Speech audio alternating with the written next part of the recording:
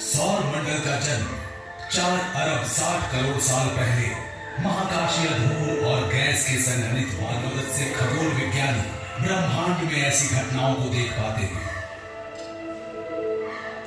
उदाहरण के लिए ईगल नक्षत्र राशि के बारे में प्रशिक्षित कर वे सृष्टि स्तंभ कहे जाने वाले M16 नामक नेब्यूला का अध्ययन करते हैं।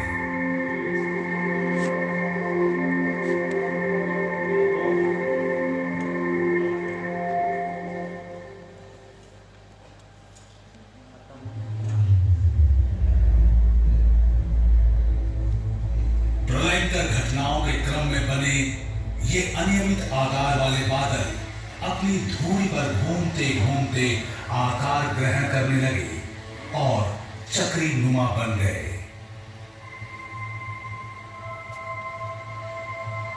अपने गुरुत्वाकर्षण के कारण इन मेघों के केंद्र में पदार्थ जमा होने लगे। पदार्थों का निरंतर विशाल होता आकार लगातार गर्म होते होते लाखों डिग्री तापमान तक पहुंच गया। हाइड्रोजन के इस विशाल आकार का तापमान जब बढ़ा, वह न्यूक्लियर बम की तरफ फटने को तैयार था। जब यह फटा, उसके कारण सूर्य फैल गया। केंद्र से शॉक वेव उत्पन्न हुआ। मेघपुंज पर अंदर से दबाव बढ़ा और सुपरनोवा विस्फोट या समीप से तारों के गुजरने जैसी दूसरी घटनाओं के कारण इस बादल का आकार बिगड़ गया। बादल के गैस अणु ठंडे हुए और छोटे कणों में संघनित होने लगे। पहले धातु और बाद में चट्टानें। ये छोटे कण आपस में टकराकर जुड़ने लगे और प्लैनेटिस्मस नामक विशाल आकार में मिला।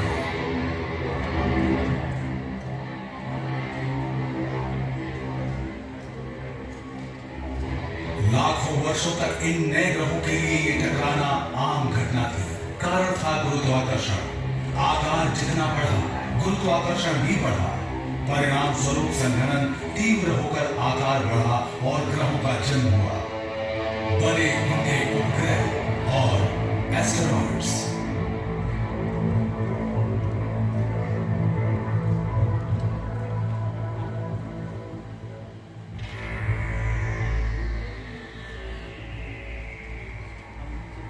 इन घटनाओं के निशान आज ग्रहों की सतह पर गड्ढों यानी क्रेटर के रूप में दिखाई पड़ते हैं।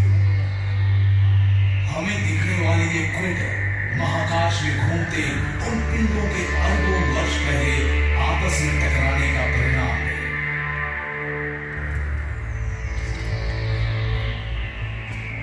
अभी हम चंद्रमा पर हैं। टाइको नामक क्रेटर की ओर जा रहे हैं, जिसका व्यास है 85 किलोमीटर। इसके केंद्र का शिखर खास पहचान है उन टक्करों की। जिन टक्करों के कारण ये बने, उससे काफी सारी धूल अंतरिक्ष में उड़ी। चंद्रमा का पूरा गोलार्ध ढक गया। इसके अवतरण पर 3000 किलोमीटर तक लंबी रेखाएं बन गई, जो आज भी पूर्णिमा की रात धरती से दिखाई देती है। इस चक्करदार रचना को उत्पन्न करने वाले इस ताकतवर झोंके से अनुमानतः 130 लाख मेगाटन ऊर्जा निकलती है। ये अब तक मनुष्यों द्वारा जमा किए गए पूरे न्यूक्लियर हथियार से भी ज्यादा है। अगर हम इस क्रेटर के केंद्र में खड़े हों, तो भी इसके गोल आकार को समझ सकने के लिए इसकी दीवारों से बहुत दूर होंगे। मगर 30 किलोमीटर दूर क्षितिज पर एक सुदूर पर्वत श्रृंखला दिखाई देती है।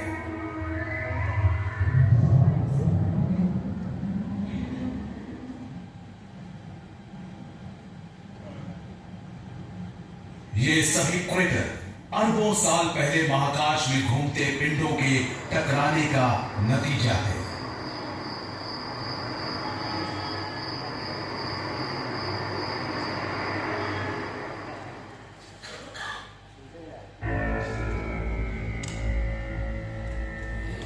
हो सकता है ये चंद्रमा भी सौर मंडल की रचना के प्रारंभ में पृथ्वी पर हुए प्रलयंकर कंपनों का परिणाम हो। इस सिद्धांत के अनुसार मंगल ग्रह जितने बड़े पिंड के पृथ्वी से टकराने से अंतरिक्ष में मलबा फैला।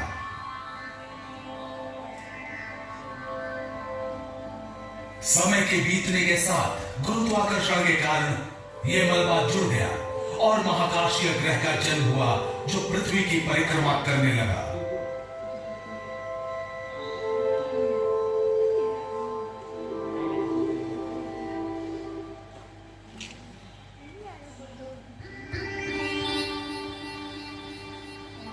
लेकिन सिर्फ चंद्रमा पर ही इन प्रारंभिक चोटों के निशान नहीं है।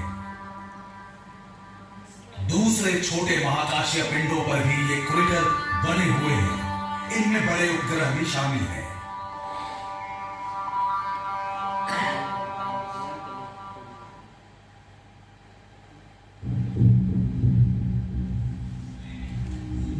कैलिस्टो बृहस्पति के 4 उपग्रहों में सबसे दूर है, जिसकी खोज गैलीलियो ने सन 1610 में की थी। लेकिन उपग्रह होते हुए भी इसका आकार ग्रहों जैसा है। व्यास लगभग 5000 किलोमीटर, प्लूटो के व्यास से बड़ा, लगभग बुध के बराबर। इसकी सतह पर जाते हुए चांद की तरह इस पर भी हमें धब्बेनुमा क्रेटर दिखते हैं। 4 अरब साल पहले हुए टकराव के पैदाइशी चिन्ह। कहा जा सकता है सौर मंडल के किसी दूसरे पिंड में प्रति वर्ग किलोमीटर कैलिस्टर जितने क्रेटर नहीं है। ये विविध आकार वाले हैं। कुछ क्रेटर वॉयेजर 2 और गैलीलियो स्पेस प्रोब से खींची गई हाई रेजोल्यूशन वाली तस्वीरों में मुश्किल से दिखते हैं। तो विशाल एस्गर्ड नामक क्रेटर भी है, जिसका व्यास 1700 किलोमीटर है, जो पूरे कैलिस्टो का 1/3 है।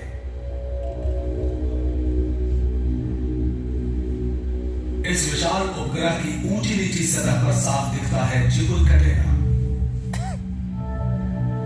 इसके 600 किलोमीटर के विस्तार को देखते हुए वैज्ञानिकों ने अंतरिक्ष में हुए उस महाविस्फोट का सहज अनुमान लगा लिया, जिसके कारण बृहस्पति के चारों ओर घूमने लगा कैलिस्टो।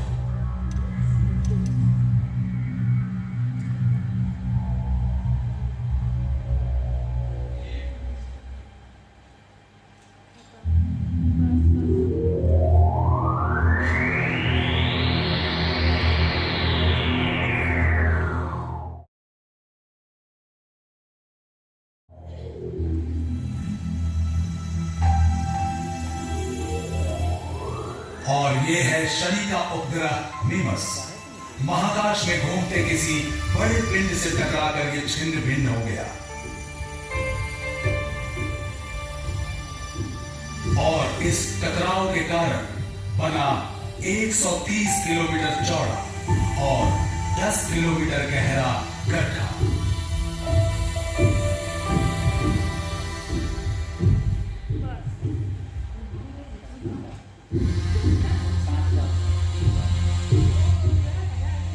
मंगल ग्रह के 2 चंद्रमाओं में से एक है फोबोस। किसी शहर जितना बड़ा, अपने ग्रह का घटती परिधियों में चक्कर लगाता है। सुदूर भविष्य में कभी यह मंगल से टकराकर फिर से वैसे ही क्रेटर बना लेगा जैसे इसकी सतह पर पहले से विद्यमान है। फोबोस पर ढेर सारे क्रेटर हैं, जो सिद्ध करता है कि सौर मंडल की रचना में इसकी सक्रिय भूमिका रही है। पहली बार इसे देखा गया मार्स एक्सप्रेस स्पेस प्रोग्राम द्वारा भेजी गई हैरतअंगेज तस्वीरों में।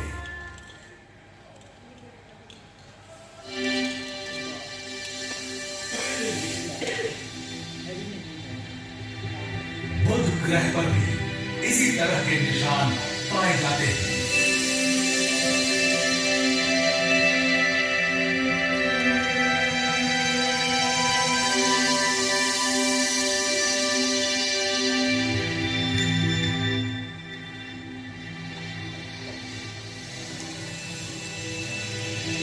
और घने वातावरण की सुरक्षा में घिरे होने के बावजूद शुक्र ग्रह पर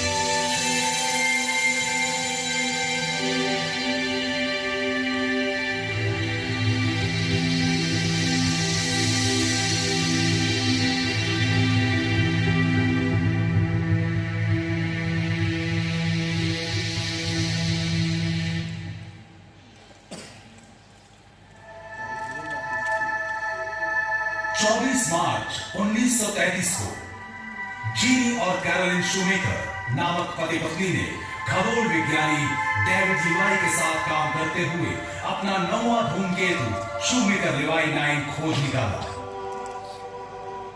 उनके आविष्कार की दो अनोखी विशेषताएं थी। यह धूमकेतु न सिर्फ अलग अलग टुकड़ों में बढ़ गया, बल्कि अन्य धूमकेतुओं के विपरीत इसने सूर्य की नहीं बल्कि बृहस्पति की परिक्रमा की।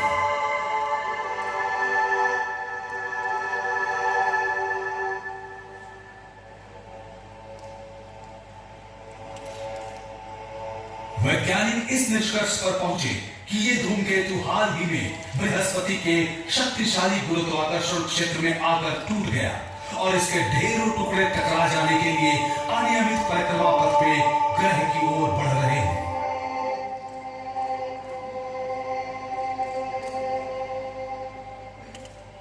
सोलह से 22 जनवरी 1994 तक दुनिया भर के खगोल विज्ञानी 20वीं सदी की सबसे बड़ी खगोलीय घटना के साक्षी बने, जब 22 बेडौल धूमकेतु एक के बाद एक बृहस्पति से टकराए थे। इनमें से कुछ का प्रभाव कई करोड़ न्यूक्लियर बमों जितना था।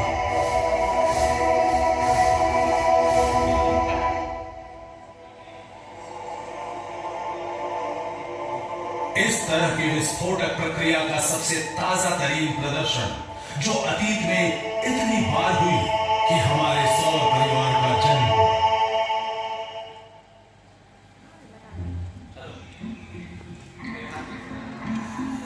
अगर सौर परिवार के हर पिंड पर ये क्रेटर पाए जाते हैं तो ये सवाल पैदा होता ही है कि हमारे ग्रह में इस तरह की गोलाकार संरचनाएं क्यों नहीं भरी पड़ी। शायद इनका जन्म दूसरे ग्रहों और उपग्रहों से बिल्कुल अलग रहा हो।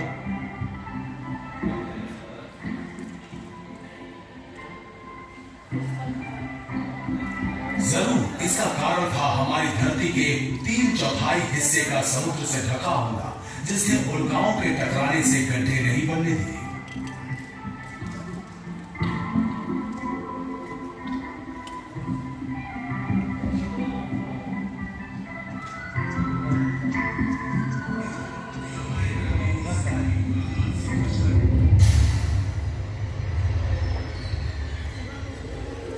यह भी सच है कि हवा और बारिश के कारण हुए कटाव, वनस्पतियों और दूसरे जीवों के विकास ने धरती की सतह की सूरत बदल दी, टकराव के सारे चिन्ह मिटा दिए जिनसे हमारे ग्रह का जन्म हुआ।